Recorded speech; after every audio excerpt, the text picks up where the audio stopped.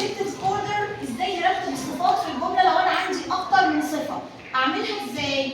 When we use adjectives we put them in this order او in this way. تعالوا بقى نفهم ازاي.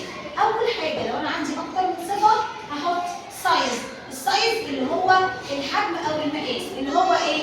يا اما big or small. طيب تاني حاجه الايدج. يعني ايه ايدج؟ العمر.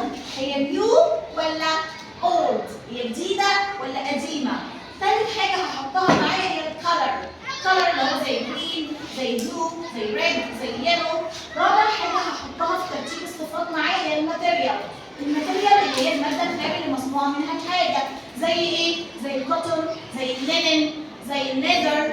اوكي؟ وبعدين بحط النون اللي انا بتكلم عنه.